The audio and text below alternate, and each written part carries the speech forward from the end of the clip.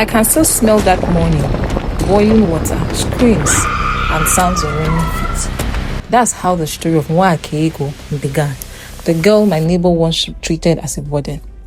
I lived in the same compound with them in Udi, a quiet town in Enugu State. My neighbor, Nwakaego's auntie, had 2 children, Chidera and Somton. Nwakaego was her late sister's daughter, an orphan sent to live with her after her parents passed. We all knew how her auntie treated her. She shouted at her every single day, made her wash clothes till midnight, fed her last. Sometimes she even locked her outside the house for small mistakes. Yet, Nwakaego never complained. She would just cry quietly, then picked up her books and studied by the lantern light, long after everyone else has gone to sleep. That morning was supposed to be special. It was the first day of her WAEC exams. She woke up early to revise, sitting in the corner of the kitchen, whispering her notes to herself. Then her auntie came in and saw that the dirty plates from the nights before were still unwashed.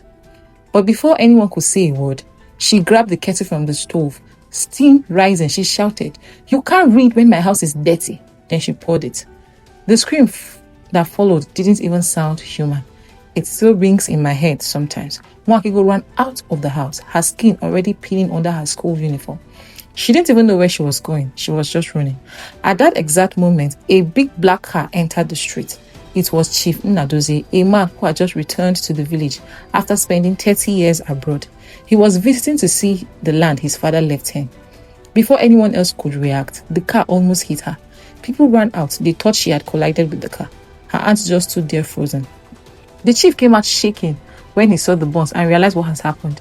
He didn't wait for anyone. He carried her himself, shouted for help, and drove straight to the hospital. That same evening, word spread that she had been transferred to Enugu Teaching Hospital. The burns were severe. We didn't see her again for months, then years. 3 years passed, then 6. We only heard she survived, but no one knew where she was. Her aunt pretended not to care, but I knew she couldn't sleep well anymore.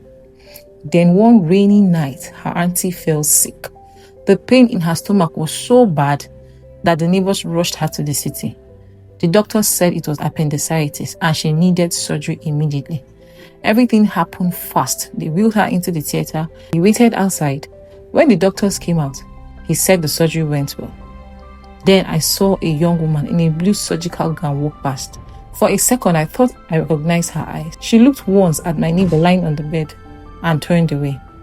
I asked the nurse, "Who is that?" She replied, "That's Dr. Nwakaego, the anesthesiologist in training." My legs went weak. I looked at her auntie, still half asleep from the drugs. I whispered, "Auntie, that girl you born 6 years ago just saved your life." She didn't answer, but I noticed she was in deep thoughts. That's how Nwakaego, the girl referred to as the burden, saved her auntie's life. The moral of this lesson is be good, be kind. It will cost you nothing.